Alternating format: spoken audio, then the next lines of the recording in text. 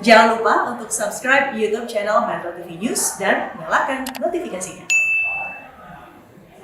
Pemirsa, beberapa waktu lalu ramai menjadi pembicaraan soal konten video yang dibuat oleh musisi sekaligus YouTuber Erdian Anji Prihartanto bersama Hadi Pranoto, seseorang yang mengklaim telah menemukan obat herbal untuk COVID-19. Meski Anji telah meminta maaf atas kegaduhan yang terjadi di tengah masyarakat akibat video wawancaranya bersama Hadi Pranoto tersebut, permasalahannya kini bukan hanya soal benar tidaknya klaim sepihak dari Hadi Pranoto, namun juga bagaimana kita menyikapi etika bagi para pembuat konten di media sosial, bisa lebih hati-hati dan tidak hanya sekedar membuat kehebohan saja. Perlu tidak sih sebenarnya ada kode etik bagi influencer yang membuat konten di media sosial? Kita akan bahas bersama Ketua Presidium Masyarakat Anti Fitnah Indonesia, Septiaji Eko Nugroho. Selamat pagi, Pak Septi. Selamat pagi, Mbak Sarah. Nah, Mas Septi, bagaimana nih Mas Septi melihat tanggapan kemarin ramai sekali diperbincangkan terkait wawancara Anji bersama Hadi Pranoto? Kalau dari Mavindo melihatnya seperti apa nih, Mas Septi? Ya, kami melihat bahwa ini kan perkembangan teknologi digital yang memberikan ruang berekspresi ya bagi warga kita gitu dan memunculkan suatu fenomena baru yang disebut dengan citizen journalism atau jurnalisme warga. Nah, salah satunya adalah munculnya para influencer yaitu para konten kreator dengan follower yang sangat banyak ya.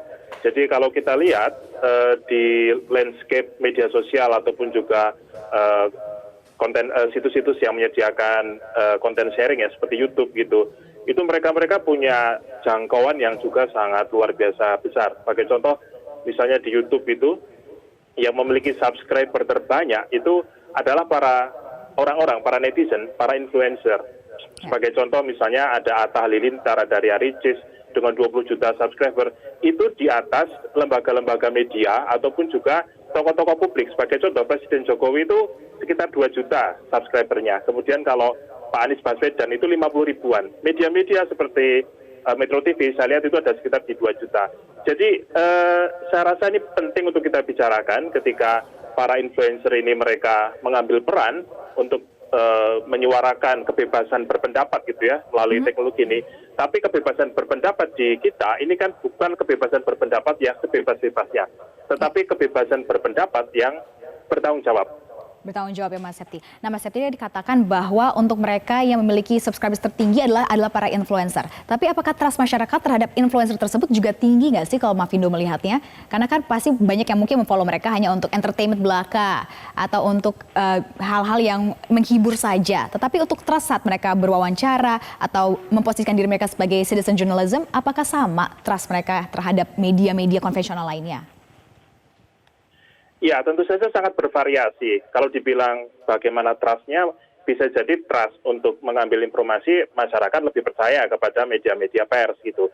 Tetapi bukan berarti mereka tidak berdampak. Sebagai contoh kemarin ada sebuah talk show gitu ya yang bicara tentang ini loh bahaya termogan. Kalau termogan dipakai di kepala, di dahi itu katanya bisa merusak otak gitu.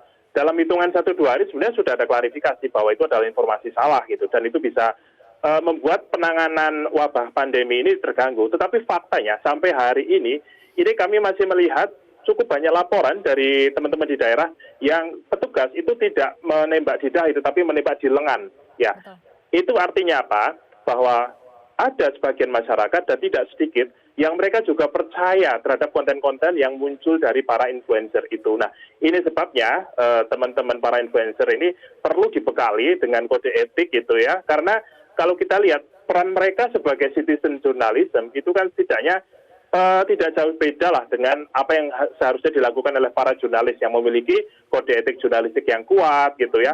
Dan kalau misalnya membuat konten yang salah itu ada mekanisme pembetulan gitu. Nah, saat ini kan teman-teman influencer ini tidak memiliki itu. Kalau pertama mereka tidak punya panduan yang pasti. Yang kedua, kalau mereka bermasalah, itu urusannya langsung Undang-Undang ITE, langsung bahkan bisa dikenakan Undang-Undang nomor 1 tahun 46. Dan ini kan tentu membuat situasi tentu tidak baik, karena apalagi anak-anak muda kita banyak yang punya cita-cita sebagai YouTuber, sebagai selebgram, itu cita-cita yang saya rasa baik ya dalam konteks bagaimana partisipasi publik dalam mengisi ruang demokrasi kita. Tetapi kanvas yang sedang kita bikin ini kan ada batas-batasannya. Orang boleh melukis sebagus apapun, sekreatif apapun, semenarik apapun, tetapi dia harus ingat bahwa ada batas-batas dalam kanvas itu. Ketika dia tahu, maka dia sebaiknya tidak sampai kemudian melukis sesuatu di luar kanvasnya. Oke, berarti dibutuhkan sebuah kode etik ya, agar tidak keluar dari batasan, agar kita tetap menjaga ketertiban saat kita menggunakan media sosial, nih Mas Septi. Tapi sebenarnya siapa sih yang paling tepat untuk membuat kode etik itu sendiri sehingga bisa diterapkan untuk para influencer atau YouTuber atau siapapun yang akan berkonten media sosial? Ada beberapa formulasi, tetapi bisa jadi misalnya dimulai dari Kementerian Kominfo yang saat ini mengampu ya tentang bagaimana peran masyarakat dalam teknologi digital ini. Jadi katakanlah ada sebuah rancangan gitu ya, pedoman bagaimana seorang konten kreator, apa yang sebaiknya dilakukan, apa yang sebaiknya tidak dilakukan, dan seandainya nanti mereka membuat program ini ya, itu bisa disosialisasikan sehingga masyarakat yang ingin menjadi konten kreator ataupun yang saat ini sudah menjadi influencer paham, ini rambu-rambunya loh gitu. Nah, kalau seandainya ada masalah-masalah yang terjadi seperti kemarin ya, kasus yang video yang cukup viral itu terkait dengan seorang influencer bersama dengan Prof Abal-Abal gitu ya, itu ada solusi-solusi yang bisa dilakukan dengan baik gitu ya, karena tidak harus semuanya menuju pidana gitu. Ada kalanya kita harus menggunakan sanksi yang kuat gitu ya, tapi ada kalanya solusinya adalah solusi yang bahasanya adalah bagaimana saling merangkul ya, bagaimana kita menyebutnya adalah restoratif justice gitu ya. Bagaimana seandainya ada problem, solusinya tidak harus melulu undang-undang ITE. Karena kalau kasus-kasus seperti kemarin ini semakin banyak, ini kita khawatir nanti semakin banyak undang-undang ITE yang digunakan. Padahal kita berpendapat bahwa kebebasan berpendapat di Indonesia itu harus betul-betul dilindungi. Hanya masyarakatnya juga harus paham gitu bahwa kebebasan berpendapat yang ada dalam pasal 28 Undang-Undang Dasar 45 kita itu juga ada batasannya. Jadi ada batasan yang sudah ditetapkan melalui undang-undang, ada batasan yang terkait dengan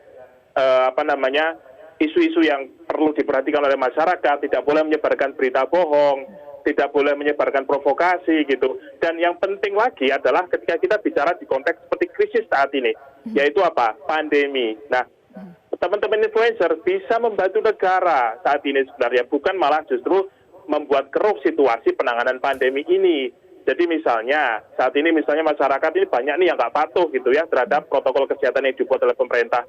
Para influencer bisa berperan untuk mengajak masyarakat untuk lebih patuh, menggunakan masker dan lain-lain. Bukan malah membuat konten-konten yang menjauhkan masyarakat dari protokol yang saat ini penting sekali bagi kita sebenarnya. Oke, Mas Septi, untuk kode etik sendiri, apakah ini tertuju untuk seluruh influencer secara keseluruhan atau lebih untuk mereka yang memposisikan diri mereka sebagai citizen journalist? Karena kan pasti dua hal yang berbeda. Sebenarnya kode etik ini bukan khusus untuk influencer ya, tetapi kode etik secara umum bagi warga Indonesia yang ingin berperan atau ingin mengunggah kontennya di ruang digital. Jadi sebenarnya bahasa luasnya ini adalah prinsip-prinsip dari digital citizenship atau kewargaan digital. Bahwa ada penekanan kepada influencer itu iya, karena mereka dengan follower banyak. Ini kan ada adagium ya, kalau kita lihat di film Spider-Man itu great power comes with great responsibility. Artinya ada titik-titik tekan di mana para influencer itu kita harap mereka bisa lebih bertanggung jawab. Apalagi kita saat ini ada di tengah krisis, ketika kita bicara isu-isu yang menyangkut dengan situasi pandemi ini harus jauh lebih ekstra hati-hati karena dampaknya ini bisa mencelakakan orang lain. Tapi sebenarnya Mas Septi, apa sih yang membuat para content creator lah, bukan influencer ini tidak belajar? Karena kan seringkali ada kasus selalu dijerat dengan pasal UU ITE, tapi masih terus berlanjut, bahkan ada yang sampai melakukan kesalahan lebih dari sekali. Itu sebenarnya apa sih Mas Septi, motivasi mereka?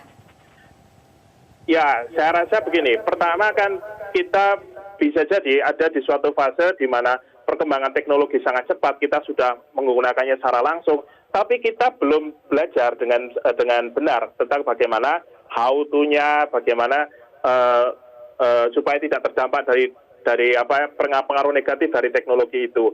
Di sekolah juga mungkin tidak semua mendapatkan pelajaran gitu. Jadi kita butuh ada mekanisme supaya poin-poin tentang masalah bagaimana kode etik, bagaimana keamanan kita, itu bisa disampaikan. Nah, saat ini kan memang belum ada, jadi memang kita butuh ada mekanisme untuk edukasi tentang masalah literasi digital itu. Tapi kemudian saya rasa yang kedua adalah saya rasa masyarakat ini juga banyak yang fenomenanya begini, orang yang kadang-kadang pemahamannya masih kulit gitu ya, begitu dikasih sarana untuk bicara, dia bisa pede banget gitu. Ini kalau di fenomena psikologi itu namanya kan Dunning-Kruger effect ya. Orang yang pemahamannya masih kulit gitu ya, tapi ketika di media sosial itu dia seolah-olah bicara seperti pakar gitu. Nah, ini yang kadang-kadang bisa mengotori atau membuat kacau gitu ya media sosial, informasi-informasinya, dan hoax itu banyak sekali tercipta karena fenomena semacam itu. Dan Pak Tit, kuncinya adalah kembali lagi ke edukasi dan juga literasi digital itu sendiri ya Mas Septi, yang harus kita menjadi PR dan kita lakukan bersama. Baik, terima kasih Mas Septi sudah bergabung bersama kami di Selamat Pagi Indonesia.